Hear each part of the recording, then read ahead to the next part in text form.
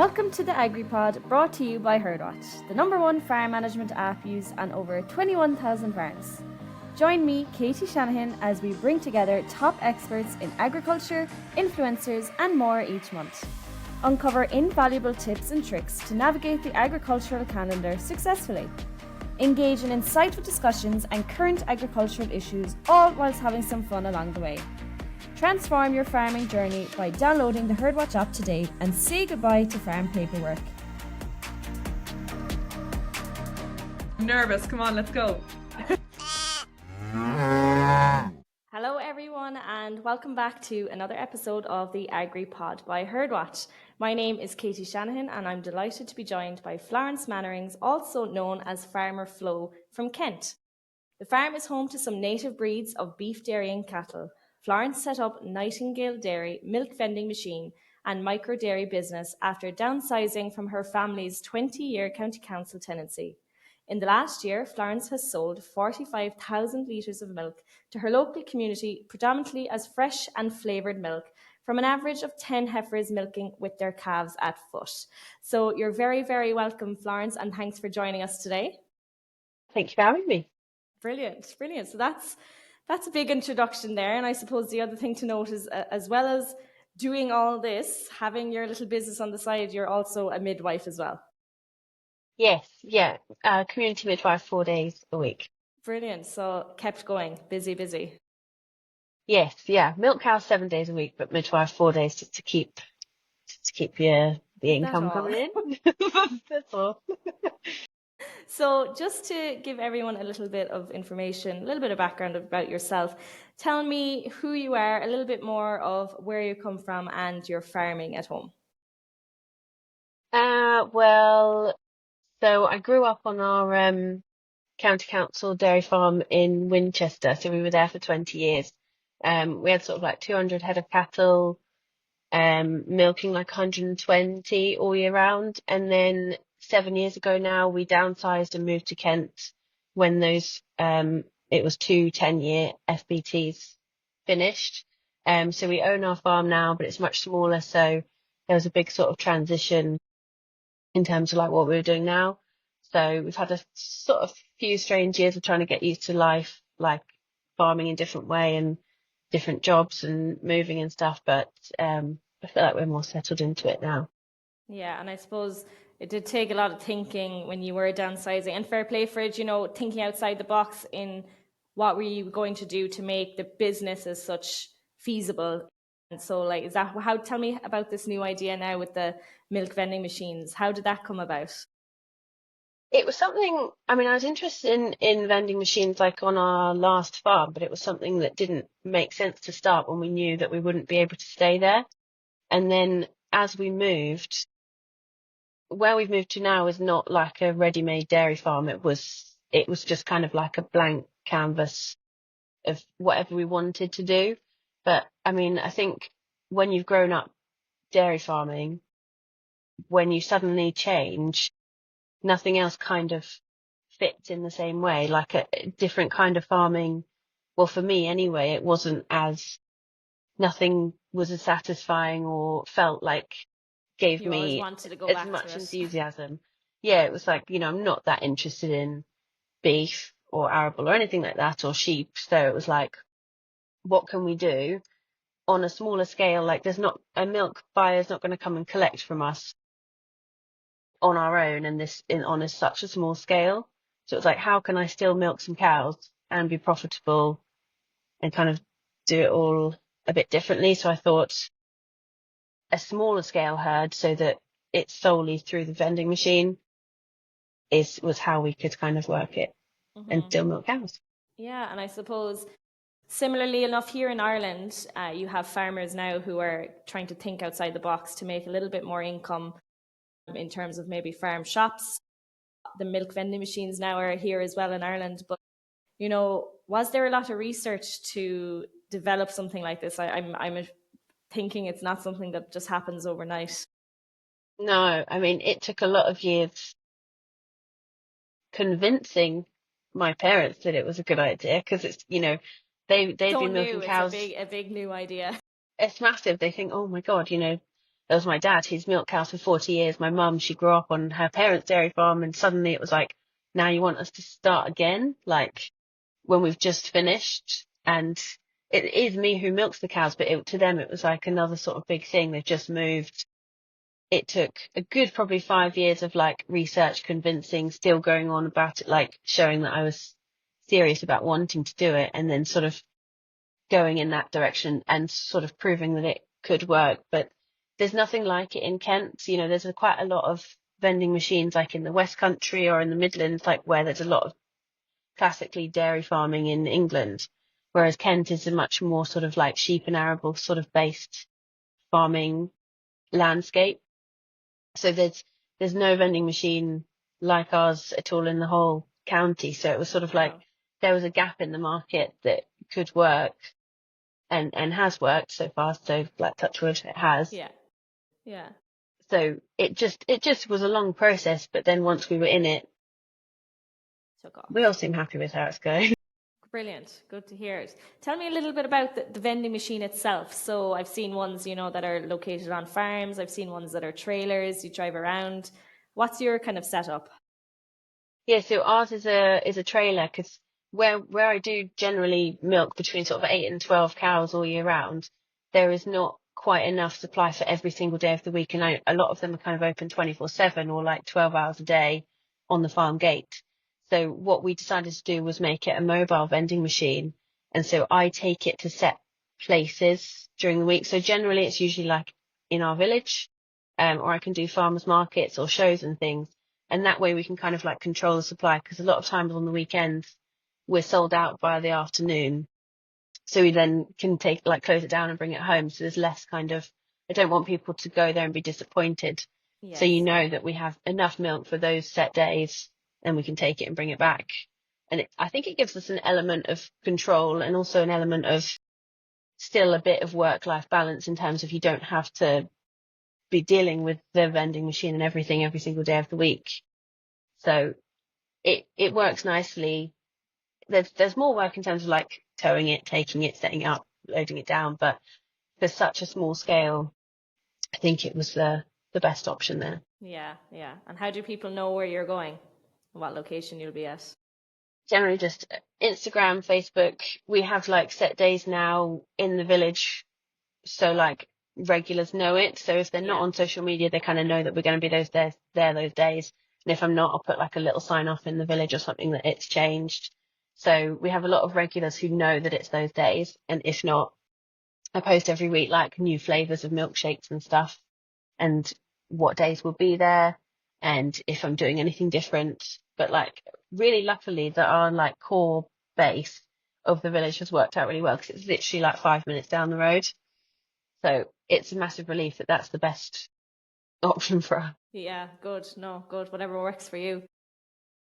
You know, I've seen from the ones we have in our locality, my mom loves going just for even the normal plain milk, but myself, I do love the flavoured versions. Tell me a little bit about what kind of flavours you have on offer there, and even some of the most popular ones that you're always running out of. Oh, there's like endless flavors that you can decide, and it has like turned out, because I thought maybe like normal milk would be popular, and it is, but it is the flavored. Like there's so many. I think when it was a mad one, like that was like Yeah. crazy popular. So I've had to like be like, I'm not going to do that too many times, because it was like a bit insane how people like that. But it is generally like, you know, like Bueno, Nutella, honeycomb, salted caramel. Like people like love those kinds of flavors. And then you can go a bit out there at Halloween, like we did Scream Egg, which is popular. Oh, wow. You know, you get those themed ones like at Christmas and Easter and everything, and it's like I think it just keeps people coming back, because they want to try the next new flavor. Yeah, no, definitely. Use that marketing ability when you can to get the milk out. But you know, it's great to be able to connect with your locality and your community and bring the milk straight to the consumer as well. Yeah, absolutely. And a lot of people, like, because it's in the village, it's not on a farm, they're kind of like, oh, where does this come from? And we're literally like, oh, it's just a mile up the road. Like when you drive along, you can see the cows grazing on the side. And it's like, I think they're like not expecting that it is so Close, yeah. local. And then it's like when they tap into like seeing us online or anything like that, or some pictures near the machine, it's like then it all starts to link up and realize it's because I think people go for it because it's a bit like an experience, like Yeah. choosing your flavors and getting it's all like exciting, and then it's like an added bonus that it actually is a local product from a local farm. Yeah. So tell me a little bit about the farm then, in particular the cows, certain breeds you have. Tell me a little bit about how with their grazing routines, things like that. Yeah, so we have dairy shorthorns and Albions, so they're both like native cattle. Generally, it's mainly the dairy shorthorns who supply the vending machine and a couple of the Albions, and then the rest of the herd of Albions are like a suckler herd. So they're like a traditional dual purpose cattle. They can do beef or milk. We generally find, depending on the kind of family, some of them are better at milk and some of them will only sort of have enough to rear one calf. So you kind of play it by ear as to which direction they go in. Whereas the dairy shorthorns are really good milk cows, really good at making milk off grass. They're really good at sort of walking. So we live in a valley, so it's quite steep grazing. It's quite extensive. We have herbal lays. We have like chalk down and natural grazing. So they they do really well off sort of minimal concentrates and generally spend most of the year grazing because we are on chalk soil, so they can spend at least the days outside in the winter and then they stay in at night. So the shorthorns are perfect for that kind of system because they're just really sort of like low maintenance, easy going, really good cows. Um, and they make sort of good quality milk off that kind of system. Yeah. Was the idea of having the native breeds, was that something important to you and your family, or was it just simply the fact that they're a dual purpose animal? I think I think the fact that they're native, it does suit us really well because they're sort of designed for the natural sort of grazing and farming systems of England. But I mean, both of them, Albions was what my granny was farming, and dairy shorthorns my grandpa had back in the 60s before he switched to Friesians. And then I think I bred my first shorthorn in 2002. And then I fell in love with them ever since then. So they're like my passion. The Albions are more like my parents' passion. And so for me, I mean, it's a mixture. The fact that they're a good native breed and they work in our system is great, but they're also like shorthorns are my passion in life. So I get a lot of satisfaction from breeding them and farming them and carrying on their lines. Yeah, no, nice story. Just going back to yourself, because it's clear that you're super busy with not only the farming, but also the vending machine. And as well, you mentioned being a midwife. How do you juggle it all? Does it get tough, when things get busy? You might be busy during the summer with the vending machine, then calving is around. How do you juggle it all? I just they can get busy. There's It's no right answer, really, is there? No, it's kind of, I mean, I have a really great team in midwifery. They know all about what I do outside of the job. So there's a lot of times, there can be times where I'm like, oh, I was going to be on time for clinic, but this one's just had a breech calf. Like, and they understand that. And then obviously I've got my parents at home. So we do work as a good team. It's kind of like generally I milk the cows, I get the vending machine sorted and I go to work and I come back and I'm ready to milk the cows and stuff again. If there's stuff that needs doing during the day while I'm at work, mum and dad can sort that. And we kind of just play it by ear each day. But I mean, 4 days a week is not too bad. It means I still have 3 days completely on the farm. But I think I'm just very used to the routine now. Yeah. Do you find like you need rest days, or do you prefer being going all the time? Or do you find when you're, mostly on the farm, they're kind of, you might consider them your rest days? Like, cause I'd be Yeah, similar. I have a full-time job as well, but the days I'm at home on the farm, even though you're working, for the full day, it's still, I almost consider it my rest day. yeah. No, it's like the days I'm on the farm is like my days off. It's Yeah. like, you still milk the cows, but then in the middle, it's kind of there is more freedom than actually when you're at an employed paid job, right? Because you're at home. So it is like they're my rest days. And then also kind of going to work is a bit like a rest too, because you're getting off the farm and you're seeing different people, and you kind of, there's nothing you can do about if a cow escaped at home or something. So it's kind of like you get a rest from both by doing both. Yeah, yeah. A nice break from each Yeah. setting. And you spoke there about, you've great support at home from your family.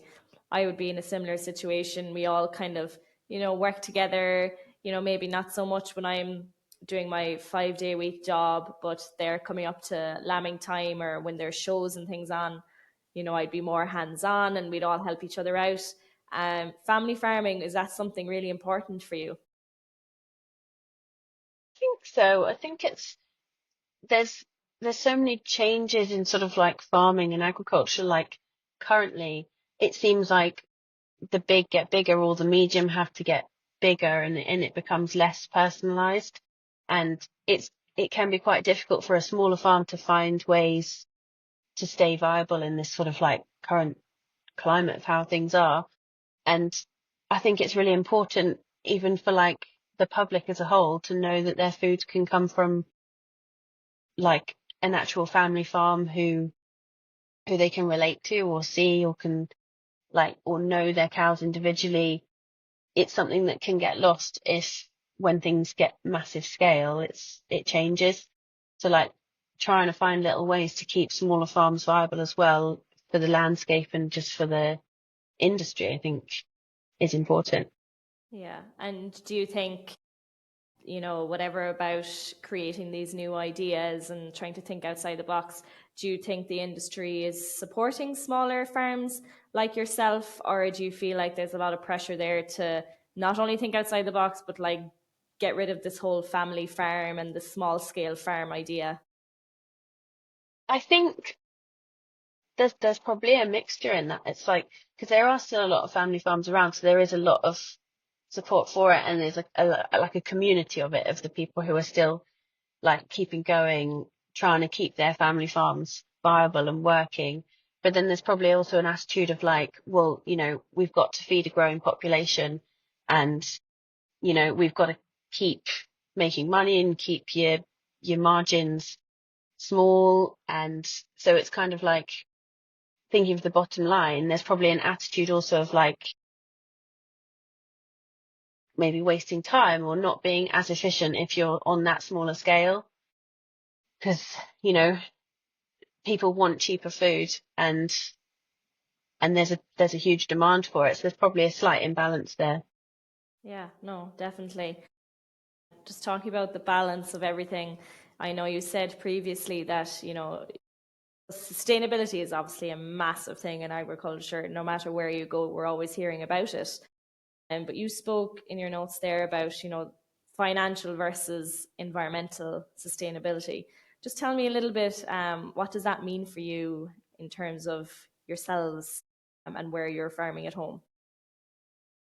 Well, it's kind of that balance, isn't it? It's like, well, we're all farmers. It's a business, and it has to be a business. Otherwise, you can't keep your cows or whatever you're doing in the way that you want to. But then there's also this added element of we all have this kind of little patch of the world that is under our care and our stewardship, and seeing it as a responsibility to kind of to treat the land in as sustainable as way as you can, whilst trying to be financially like secure. And I think there's this another imbalance of if you label yourself as farming in a nature friendly way or in an environmental way, people could see it as uneconomical or, you know, smaller scale or that you're sort of rewilding or anything like that. Whereas actually you can do a lot of things that help in terms of sustainability in farming for us is also like will help us financially. Here in Kent, it's really dry. So we've reseeded a lot of our land down to like herbal lays, deeper rooted, wild meadows. We've planted a lot of hedges, and all of that helps us in terms of like drought resistance or animals' welfare, but it also helps the environment. So it's like those things can work hand in hand should you find the right direction for it, I think. Yeah. And then just in terms of, everything we learn, so like you'll have a lot of, father, mother, and then their children types of relationships going on in smaller scale farms. And, a lot of the information we're bringing back, we're learning in college, or we're doing courses in agriculture and so on. Um, but obviously, we start off with what we learn from our parents, and then we might come back with these kind of more modern ideas and things that wouldn't have been popular back in their day. Where did you learn any new ideas to bring back home, or is it all stuff that you would have learned off your parents? I mean, the majority, I've never studied agriculture anywhere else or anything like that. I did my Which degree a in majority midwifery. of Yeah, farmers, to be honest, don't. no. So I definitely have learnt a lot growing up, like off of my parents. That's the only sort of experience I had. I went, I farmed in New Zealand for a little while and I've done relief milking, but then a lot of what I've learned has been since I've been more passionate about farming, like in my own right. Um, I I am have joined the nature friendly farming network as a farming champion there. So there's a big group of us, and so it's like learning off like-minded people. I I'm on the Shorthorn Council, so I've done a lot of sort of like herd judging around the country and stuff. And I think when you go and see different people's farms and talk with them, there's many things that are like similar, but you learn so much as you see from other people. So I'm definitely bringing in different ideas, but I know that my base has been from them, which probably helps because there's always tension, isn't there, when you try and bring something new to your parents. But I think generally having the same foundation is good, and then sort of learning from different systems that you can see is good. Yeah. Yeah, no, I think you hit the nail on the head there when you said about bringing back these ideas. It can be challenging for whoever has been there before us to Mm, accept any sort of change, or sometimes new things aren't always great to bring back to your no. parents or your grandparents. So how did you handle that when you were bringing back different ideas, not only the vending machine, but in terms of actual farming practices at home, or different things you do with the cows? I think it's helped in the fact that we actually moved farms. So it's like this where we are now is new for all of us. So it's not like we'll say, well, we've always done that field for 20 years or something, the way it is. So in the nature of moving helped that we had to do things slightly differently. And then I think it's more like an approach. It's kind of I'm quite gentle in my approach. It's kind of like, oh, I've heard about something, and use it as a discussion, not kind of like I think we should do this and we're gonna do this, because there's three of us in this, and it's never going to be one person's decision to change things. And so it's like, hopefully I like to bring evidence with me and sort of proof, and I guess sort of like have convictions in the idea that you're bringing forward that it will work, and then give it a go. Yeah. Like, I suppose what you've kind of said as well, and I agree with it, you'll always learn something from some farmer, or you'll always see other farmers might do something different to you. And it's all about suiting your own system at home, isn't it? And like, kind of like, what might work for the farmer down the road mightn't necessarily work for yourself. But Yes, just for you personally and your own beliefs, I suppose, what do you think are, some of the top things farmers should be doing, from now on and into the future, in agriculture? I think, I mean, sustainability has to be a big one, but it's also so massive that you can't just kind of sort of go, oh, be more sustainable. It's Yeah. like, that's like telling someone who's depressed to cheer up. It's like you can't just face it on one massive thing. So it's like sustainability has to be a key thing in people's minds. But to me, it's like, in terms of that, pick something small and you can change it. Like, we can all make tiny little differences that could actually make a difference in the bigger picture. So even if that's planting a hedge or changing one of your fields to a more diverse herbal lay, or bringing in some native breeds just to increase your grazing, or just any sort of tiny little thing that could make your space, your farm, a little bit more nature friendly or more sustainable in a little way, drive your costs slightly down, then that could make a huge difference. So it's like, sustainability is too big to tackle sometimes, but if you just pick one little thing, hopefully little changes can happen everywhere. Yeah, I suppose if kind of every farmer, you don't have to take on this big thing of, like you said, sustainable practices, but if we each, did our little bit, I suppose, which, in fairness to farmers, we're under a lot of regulations to follow. It's not like the majority of us aren't doing this anyway. I suppose No, it's just if exactly. if, if everybody tries to be mindful of it.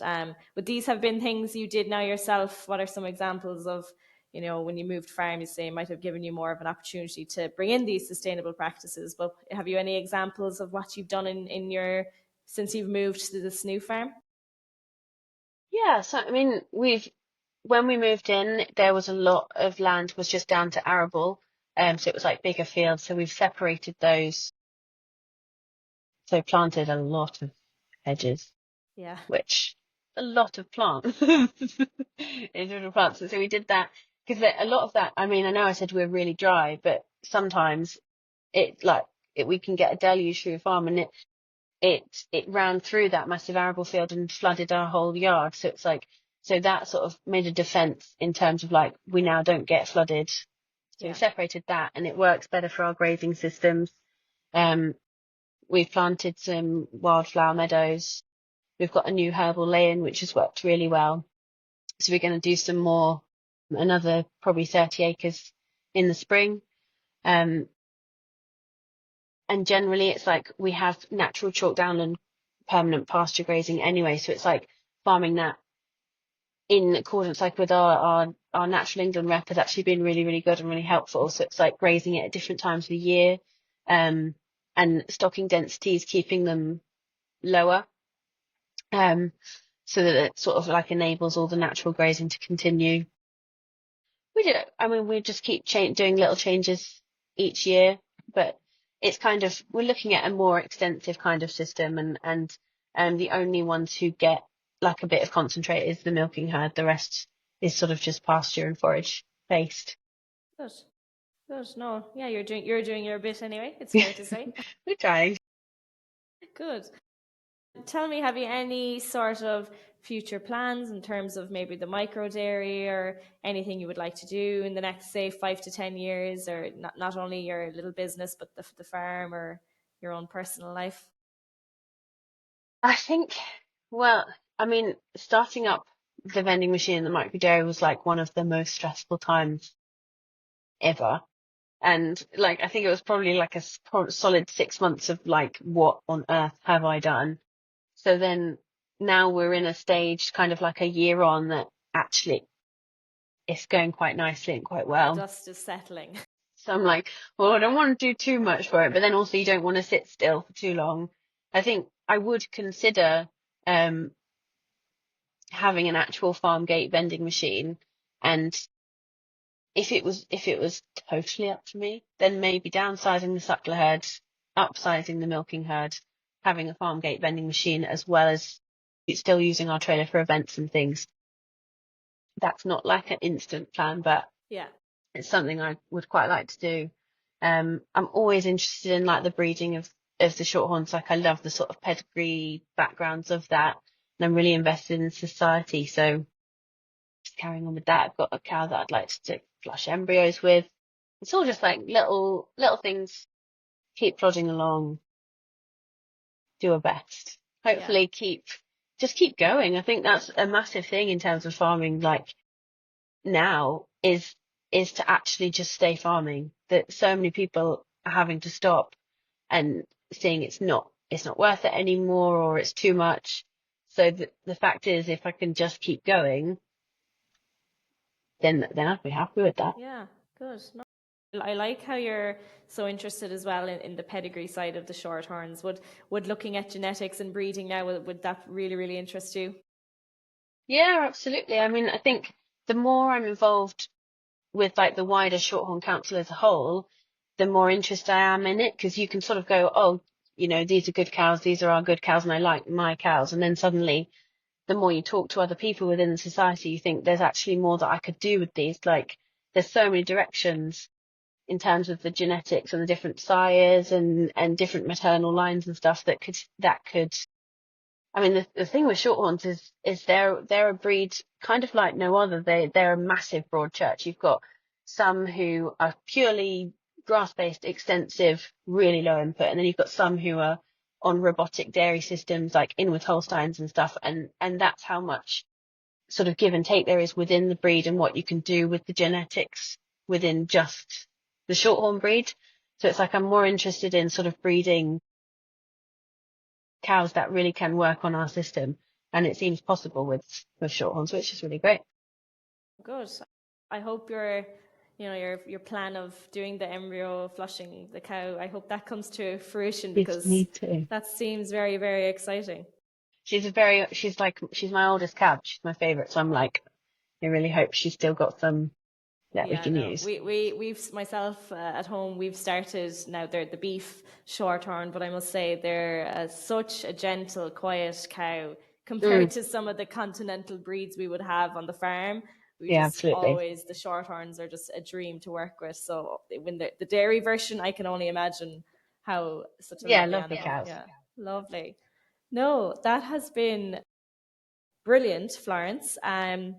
Before we finish up, do you want to let people know where they can find you on social media and where they can find your milk vending machine? Because I'm sure people will be on the lookout for the tasty milk in the next few weeks. Yeah, well, I'm generally just on Instagram as Farmer Flow, and then the vending machine is Nightingale Dairy, and that's on Instagram and Facebook. Well, make sure, guys, if you're in that area, to check out and get some milk, because if it's anything like what we have here, it's very, very good, especially the Kinder Bueno, even though you'll kill me now for saying it because you don't. Like, no. It is good. It is good. Brilliant. Before we finish, we're going to have a quick fire round. So you kind of know what it is. It's 10 questions. It'll be this or that, and you have to give me your answer as fast as possible. Whatever comes to mind first, don't think about it, just go for it. Sounds good? Right, let's go. Albions or dairy shorthorns? Yeah, sure. Milking or midwifery? Milking. Fresh or flavored milk? Small or large scale farming? Small. Red or white clover? Red. Dogs or cats? Dogs. First or second cut silage? Second. Clamp pit or bales silage? Bale. And finally, a John Deere or a New Holland? John Deere. Brilliant. You did well. You didn't hesitate. Some people hesitate too much. Brilliant. Well, again, on behalf of myself and the Herdwatch team, thanks so much for taking some time out of your day today. No, thank you for having me. It's been lovely.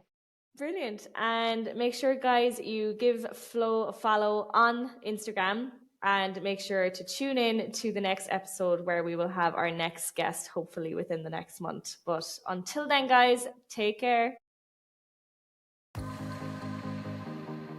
This podcast was brought to you by Herdwatch. Download the Herdwatch app today to eliminate farm paperwork and make better decisions with your farm in your hand.